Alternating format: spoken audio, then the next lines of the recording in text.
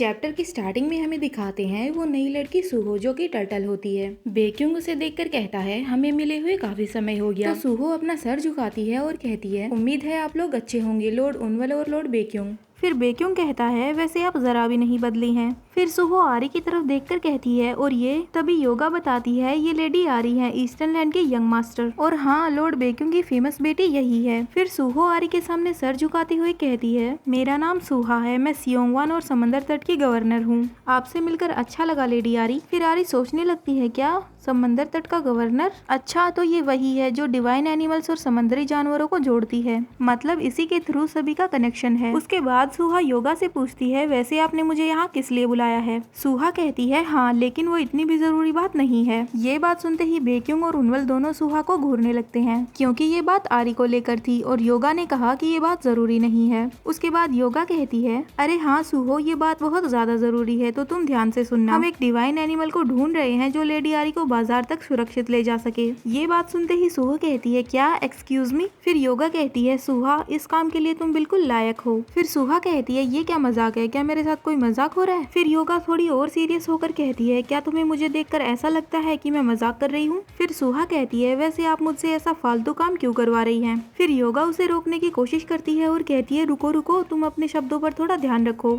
क्योंकि वहाँ पर बेक्युंग और उनवल दोनों थे जो कि ये सब सुन रहे थे। फिर वो दोनों सुहा को घूरने लगते हैं। फिर योगा सुहा से ये भी कहती है अच्छा होगा कि तुम अपनी थिंकिंग अपने पास रखो और अपने अंदर ही रखो। सुहा भी देख रही थी कि बेक्युंग और उनवल उसे ही घूर रहे हैं तो वो कहती है हाँ मैं ऐसा ही करूंगी। फिर योगा कहती है मुझे अच्छा लगा कि तुम मेरी बात समझ गई। उसके बाद बेक्युंग और उनवल दोनों सुहा से कहते हैं हम दोनों चाहते हैं कि तुम लेडी आरी को बाजार तक लेकर जाओ। फिर सुहो मना कर देती है और कहती है नहीं इस काम के लिए मैं मना करती हूँ, मैं ऐसे फालतू एनिमल के साथ क्यों फंसूं, मेरा मतलब है मुझे इतना जरूरी काम नहीं करना है। फिर बीच में जहा बोलने लगता है और चिल्लाते हुए सुहा से कहता है तुम ऐसा कैसे बोल सकती हो, तुम्हें लेडी आरी का सम्मान करने का मौका मिल रहा है और तुमने मना कर दिया। फिर जहा कहता है मुझे बस मतलब वो साथ में जाना चाहता था, लेकिन आरी पहले ही मना कर देती है और जहा से कहती है नहीं तुम नहीं।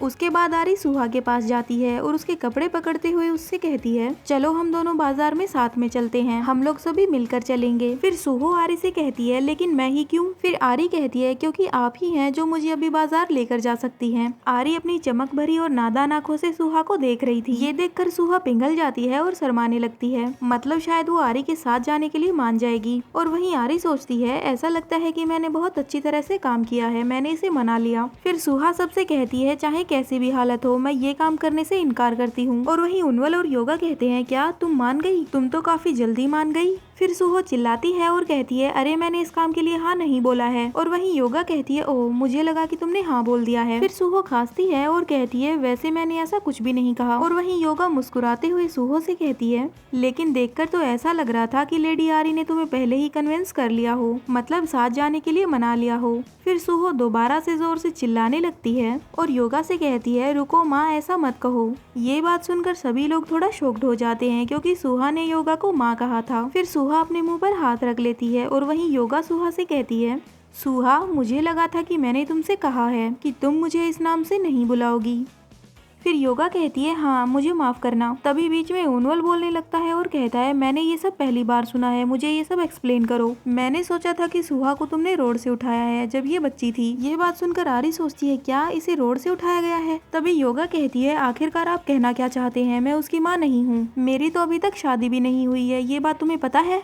ये बच्ची थी तब से मुझे ऐसे ही बुला रही है, पहले तो मैंने इस बात को अनदेखा कर दिया क्योंकि ये प्यारी लगती थी। फिर सुहा कहती है लेकिन तुमने ही मुझे कहा था कि मैं तुम्हें ऐसे बुला सकती हूँ। फिर योगा कहती है लेकिन गलती सुधारने का अभी भी एक मौका है। और ये बात सुनकर सुहो को थोड़ा बुरा भी लग रहा था। उसके बाद सुहा आरी को लेकर वहाँ से जाने लगती है तो पीछे से योगा कह रही थी जल्दी जल्दी आगे बढ़ो और अपना काम पूरा करो। अब पीछे से जहाँ भी आरी का नाम चिल्ला रहा था और बोल रहा था लेडी आरी सेफ रहना और मुझे ज्यादा मिस मत करना। फिर आरी सोचने लगती है इससे पहले कि जहाँ मुझे और ज्यादा परेशान करे मुझे यहाँ से जल्दी से निकल जाना चाहिए। अब हमें दिखाते हैं कि सुहो और आरी बाजार जा रही थी, जहाँ पर सुहो आगे और आरी पीछे पीछे चल रही थी। फिर आरी सुहो को बुलाती है और उसे कहती है, क्या तुम्हें मेरे साथ आना पसंद नहीं था, है ना? फिर सुहो कहती है, लेकिन ऐसा क्यों लगा तुम्हें? फिर आरी जोर से बोलती है और कहती है, तो फिर आप इतनी जल्दी क्यों चल रही है जबकि आप एक छोटी सी टर्टल हैं? फिर सुहा कहती है, क्या एक टर्टल? फिर आरी कहती है, हाँ, ये तुम्हारा निकनेम है क्योंकि तुम एक कछुआ हो। सुहो शर्माने लगती है और चिढ़ते हुए आरी से कहती है, मुझे ऐसे पालतू नाम पसंद नहीं है,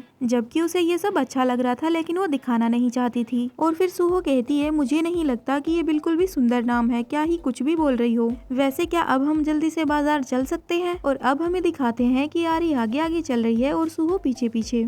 सुहा आरी को देखते हुए मुस्कुरा रही थी और बस धीरे धीरे चल रही थी। फिर आरी चिढ़ते हुए सुहो से कहती है, नॉर्मली चलते हैं वैसे ही चलो टर्टल। फिर सुहा कहती है, मेरे लिए ये नॉर्मल ही है। फिर आरी कहती है, कम से कम जैसे मैं चल रही हूँ वैसे तो चलो मेरे साथ साथ, क्योंकि सुहो पहले तो आगे चल रही थी और उसके बाद पीछे चलने लगी। और अब हमें दिखाते हैं कि आरी के बोलने पर सुहो आरी के साथ साथ चलने लगती है। थोड़ी देर बाद सुहा आरी से कहती है, अरे हाँ, मुझे ऐसे चलने में भी मजा आ रहा है। ये बात सुनकर आरी सोचती है, ये कितनी अजीब हरकतें कर रही है। अब हमें दिखाते हैं कि सुहा और आरी बाजार में पहुंच चुके थे। आरी एक ज्वेलरी शॉप में जाती है और कुछ पिन्स देख रही होती है। तभी सुहा कहती है, लेडी आरी, और उसे एक नेकलेस दिखाती है। और नेकलेस दिखाते हुए कहती है, मैंने ये इसलिए खरीदा क्योंकि दुकान वाले ने मुझसे कहा कि ये अच्छी क्वालिटी का है, लेकिन ये मेरे कोई काम का नहीं। मुझे लगता है कि ये नेकलेस आपके सही तरीके से काम आएगा। मतलब सुहा बताना नहीं चाहती थी, लेकिन ये उसने आरी के लिए खरीदा था। आरी वो नेकलेस ले लेती है और पहनने लगती है। ये देखकर सुहा काफी खुश थी, लेकिन आरी से वो पहना नहीं जा रहा था।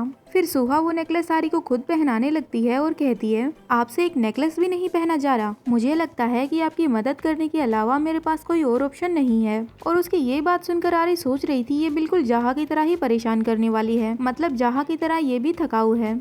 आरी उस नेकलेस को पहनकर काफी खुश होती है और सुहा से थैंक यू कहती है। फिर सुहा कहती है, ये तो कुछ भी नहीं है, बस तुम अनाड़ी हरकतें मत करना और साथ साथ रहना। मतलब जैसे बच्चे इधर उधर भाग जाते हैं वैसे मत भागना। फिर आरी सोचने लगती है, मुझे इसे इग्नोर करना चाहिए, इसे जो चाहे बोलने दो। तभी वो लोग देखते हैं कि बाजार में पीछे शोर मचा हुआ था। तभी हमें दिखाते हैं कि दो लोग एक रकून डॉग के पीछे पड़े हुए थे और वो रकून डॉग सामान इधर उधर बिखराते हुए बस भागे जा रहा था। तभी वो रकून डॉग भागते हुए आरी की तरफ छलांग लगाता है और उसे कहता है, मेरे रास्ते से हट जाओ जल्दी से। वो रकून डॉग आरी से टकराने ही वाला था। तभी बीच में आकर सुहा खड़ी हो जाती है और वो आरी से कहती है, लेडी आरी, ध्यान से संभल कर। आरी भी उसे देखकर डर जाती है और अपनी आंखें बंद कर लेती है क्योंकि वो टकराने वाला था। तभी सुहा उस रकून डॉग को कैच कर लेती है और अपने हाथों में पकड़ लेती है। उस रकून डॉग को पैर में चोट लगी हुई थी। फिर सुहा उसे लगातार देखती रहती है तो रकून डॉग उस पर चिल्लाता है और उसे कहता है, हे, मुझे जाने दो, जल्दी से मुझे छोड़ो। उस रकून डॉग के मुंह में एक मार्बल की बॉल थी। वो बोल रहा था तो वो उसके मुंह से बाहर निकल के आरी के सर पे गिर जाती है। आरी उस बॉल को अपने हाथ में ले लेती है। तभी कोई पीछे से कहता है, हे भगवान lady Suha, thank you lady सुहा, आपने उस रकून को पकड़ लिया। ये रकून हमारी दुकान से सामान चोरी करके भाग रहा था। उसके बाद वो शॉपकीपर आरी की तरफ देखती है और उसे भी थैंक यू कहती है। तभी एकदम से वो रकून डॉग झटपटाने लगता है और सुहा की गोद से उतर जाता है और साथ ही साथ वो आरी से भी वो मार्बल ले लेता है। लेकिन सुहा उसे जाने नहीं देती और उसे वापस पकड़ लेती है। और वहीं वो दोनों शॉपकीपर चिल्लाने लगते हैं और कहते हैं, तुम बेकार रकून डॉग, हमें वो मार्बल वापस दे दो। सुहा उन दोनों शॉपकीपर को कहती है, प्लीज आप दोनों शांत हो जाइए, इस मार्बल के जितने भी पैसे बनते हैं वो मैं आपको दे देती हूँ। वो शॉपकीपर्स कहते हैं, लेकिन आप ऐसा क्यों करेंगी भला? और सुहा उन शॉपकीपर्स को पैसे दे देती है और वो दोनों वहाँ से चले जाते हैं। उसके बाद सुहा उस रकून डॉग को देखती है और कहती है, अब इसके साथ हमें क्या करना चाहिए। और इसी के साथ ये चैप्टर यहीं पे खत्म होता है। Hope you like this video. Bye bye.